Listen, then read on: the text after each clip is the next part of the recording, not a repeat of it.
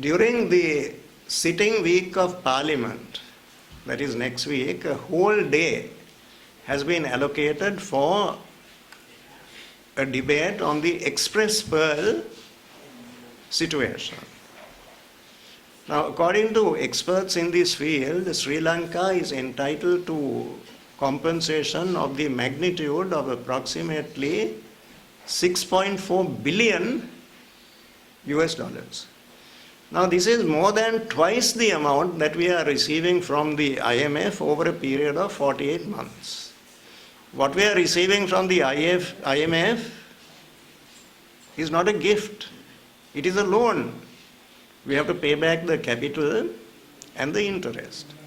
The compensation that we are entitled to receive in connection with the Express Pearl disaster is money that will belong to Sri Lanka absolutely, beneficially, not subject to any conditions which are oppressive, many of which are very painful, as the IMF itself admits. There will be a great deal of anguish and suffering that the people of Sri Lanka will have to endure when those conditions are implemented. No such problem arises with regard to the compensation that is a legal entitlement of the government and the people of Sri Lanka. Now, there are many problems that have arisen with regard to the recovery of this compensation because of the lethargic attitude which has been shown by the government of Sri Lanka and its officials. The question now is this a mere matter of negligence or indifference? Or is there something more to it than that? Has there been a deliberate attempt? Now, this is certainly a possibility that needs to be investigated in depth. Does it go beyond, does it transcend negligence? Was there some other reason for the inordinate, the utterly unpardonable, inexcusable delay which has occurred with regard to the taking of legal steps expeditiously to ensure that the compensation which this country is entitled to may not be obtained? There is a danger of it because of certain lapses, deplorable lapses, on the part of those responsible on this side, on the side of the government of Sri Lanka. Now, in that context, there was a remarkable development which occurred last week. Not as evidence, but as information. There was a statement that was made quite authoritatively last week on the floor of Parliament. This is a matter of immense public interest, because there was an allegation that was made, again, as a matter of information, rather than based upon unimpeachable or impeccable evidence. Now, what is the allegation? Then, in order to interfere in some way with the legal steps that are to be taken to enable recovery of this compensation, a bribe was taken and the money was paid into a British bank account. What is the quantum of this money that is alleged to have been paid into an account in a British bank? What is the amount of money involved?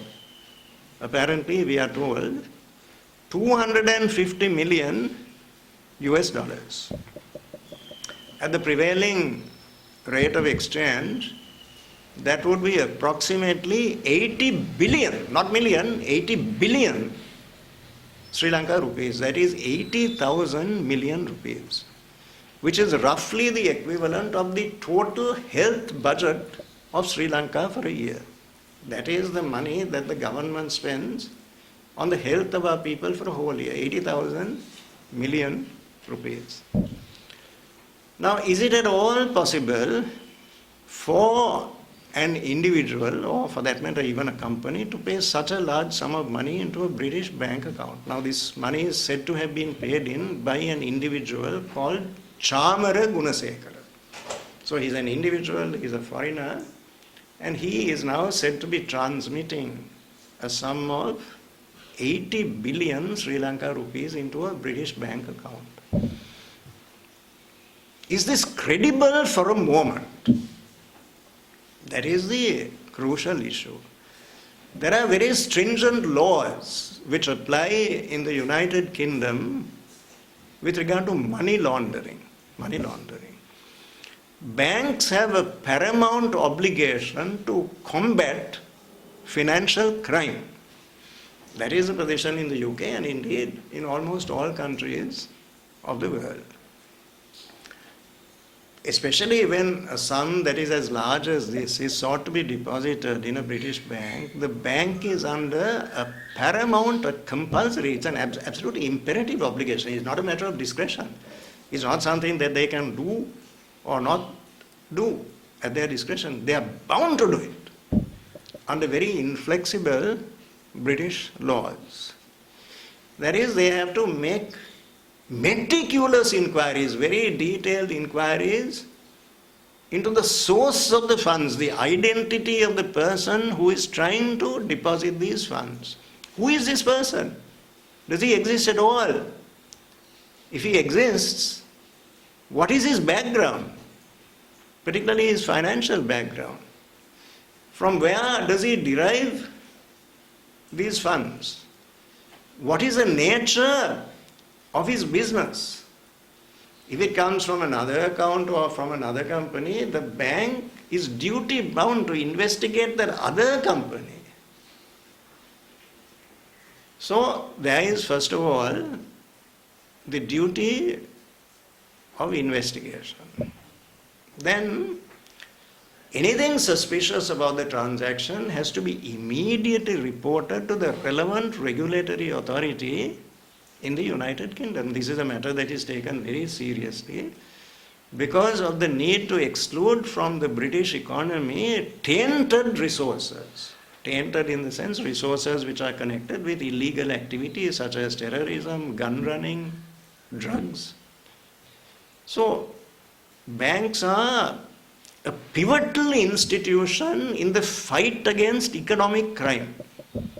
And there is no way that a British bank with open arms will gladly accept a deposit of 250 million US dollars from an unknown person, a foreigner, an individual, without carrying out any form of investigation whatsoever. It is beyond credibility. Now, forget the United Kingdom. Can this happen in Sri Lanka at all? Can any Sri Lankan, now this is where we are talking of 80,000 million Sri Lanka rupees. Forget about the 80,000, talk of 1 million rupees. Is it possible for 1 million rupees to be deposited into a Sri Lankan bank account? Can it happen at all? The bank will ask 101 questions, quite rightly. They're bound to do that. The answers cannot be given casually or orally. The bank will ask for written evidence. Forms will have to be filled up. And the veracity of the information contained in those forms will be scrupulously checked. In fact, there is a special mechanism in Sri Lanka. That is the FIU, the Financial Investigation Unit of the Central Bank. There is a reporting obligation on the part of the bank. Any suspicious transaction of this nature has to be immediately reported to the Financial Investigation Unit of the Central Bank.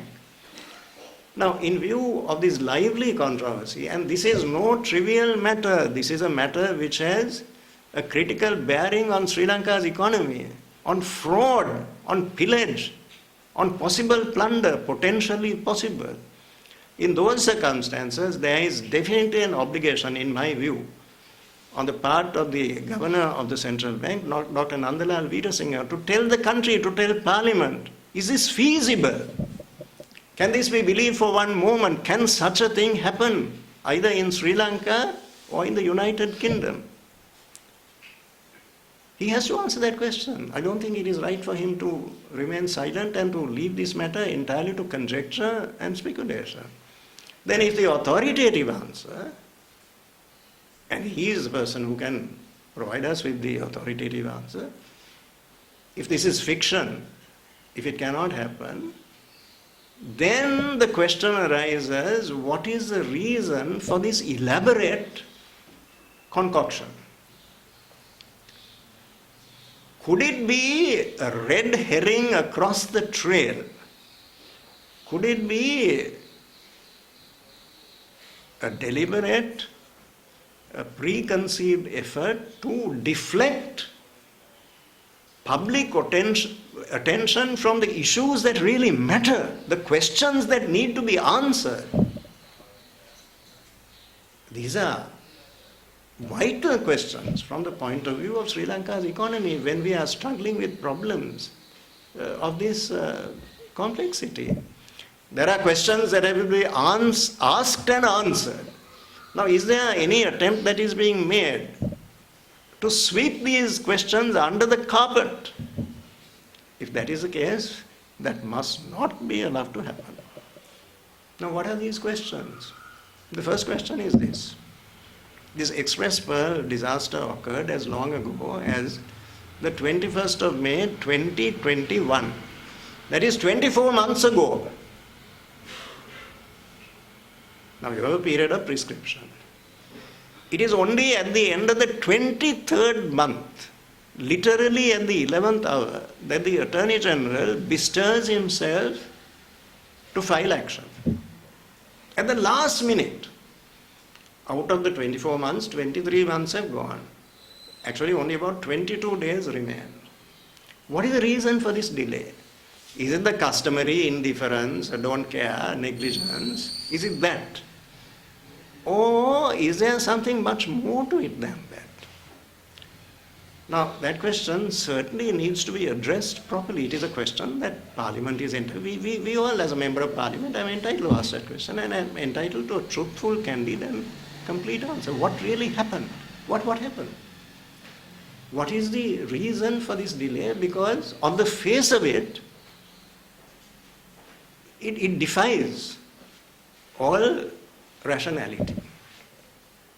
So then, at the 11th hour, 23rd, nothing, no action filed before that, action filed at the end of the 23rd month. And where is the action filed? At that belated hour. Not in Sri Lanka at all, but in Singapore. Now, this calamity occurs within Sri Lanka's territorial waters. Consequently, the courts of Sri Lanka have complete and unquestionable jurisdiction. Then, but we are told that there is an Australian company which has given strong advice that the proper place, the locus, the proper place to file this action is Singapore. What is this company? A name was mentioned, but how was that company chosen? Was it a transparent process? Because now the company is performing a vital function, the company is giving advice, and the advice is being followed here mechanically. The company is going to decide whether the action should be filed in Sri Lanka or in Australia. Now, if such a vital function is to be ascribed to an Australian company, surely that company must be identified by a process which is explicable in a transparent manner. Has that happened? What is the process that was adopted? Then there is a statutory authority in Sri Lanka that is invested with legal responsibility to proffer advice on this subject to the Attorney General and the government of Sri Lanka. That is the authority known as MIPA, the Marine Environment Protection Authority. It is their business to advise. They know about it. And they were quite unequivocal, very clear in the advice they gave. They said, do not file this action in Singapore. It is disadvantageous to the government and the people of our country. They are people who had the expertise, the knowledge to weigh the pros and cons and to come to a considered and informed conclusion with regard to the appropriate place for this litigation, and they had no hesitation in advising that it should be done in Sri Lanka. Now, action is being filed in Singapore, but the law that is to be applied is the law of Sri Lanka, because it occurs within Sri Lanka's jurisdiction. Now, Singaporean litigation is by no means cheap. It is going to cost millions of dollars. When the witnesses who are giving evidence in this case will have to be sent to Singapore, their travel expenses, their hotel expenses, and let me tell you that legal fees in Singapore are far from negligible. They are very, very high. So why was this conscious and deliberate decision made to file this action in Singapore? There may have been good and sufficient reasons. There may have been very cogent, convincing reasons, but we need to know. Parliament needs to know, the people of Sri Lanka needs to know. It cannot be opaque. Nothing can be hidden. Then there is another aspect to this which is causing very, very acute concern. There is a whole business of capping, putting a limit on the quantum of compensation that Sri Lanka can claim for this disaster, which was the most serious ecological disaster that ever occurred in Sri Lanka. The total destruction of our biodiversity, our marine life, the livelihoods of the fishing communities in our country, the destruction of tourism, and the horrendous impact on the health, the environment, and the well-being of the people of our country, on our country's economy. So,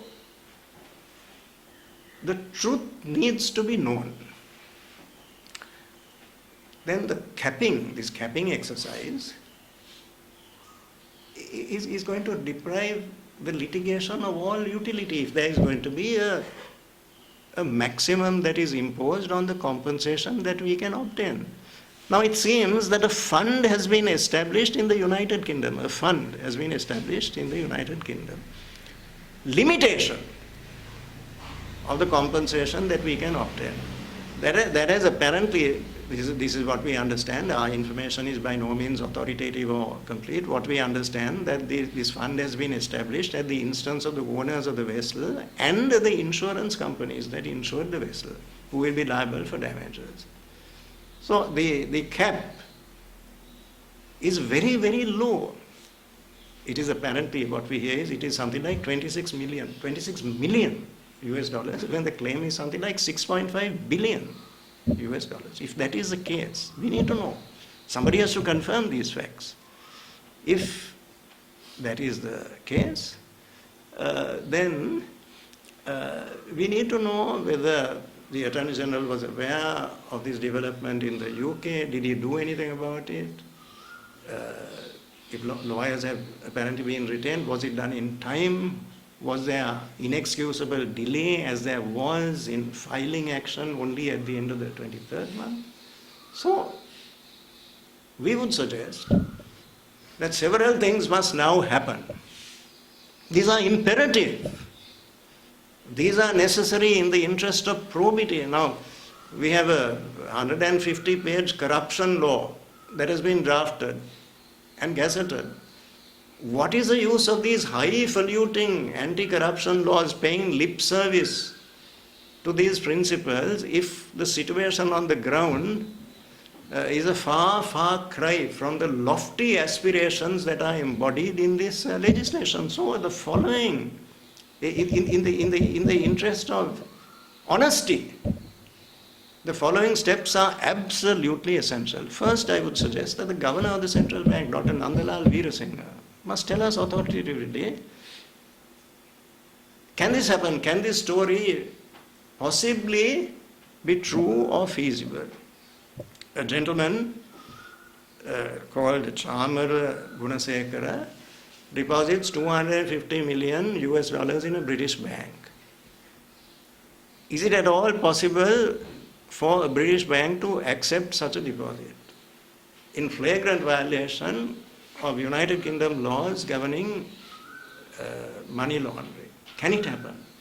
He must tell us. He is the proper authority, particularly because the Financial Investigation Unit is located in the central bank. So that's the first thing. I don't think it is right for the governor of the central bank to maintain a studied silence on this matter. When this has been taken up in Parliament, it is a matter of lively discussion in the country at large. Parliament is going to debate this matter for a whole day next week. Therefore, some response on the part of the governor of the central bank is absolutely necessary. Secondly, this is very important, there must be a parliamentary committee, a parliamentary select committee to go into this whole matter.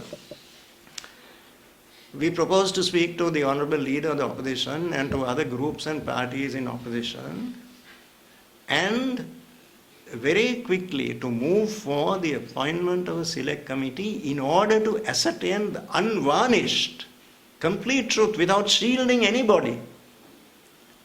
That is very necessary.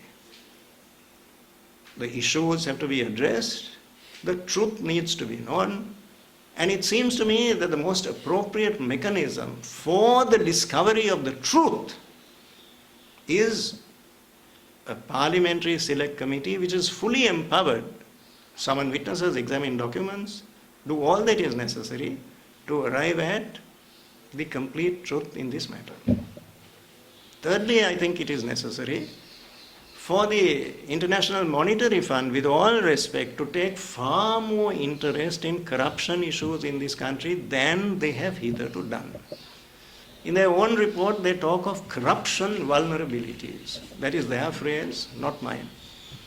And they very frankly admit that this is one of the most serious impediments standing in the way of financial recovery for our country. The massive dimensions of corruption in Sri Lanka. So here is visible evidence of that. So if that is the case, when the International Monetary Fund is placing at our disposal $2.9 billion over a period of 48 months, we have to pay this money back. The subsequent government is bound by that obligation. The people of our country have become debtors.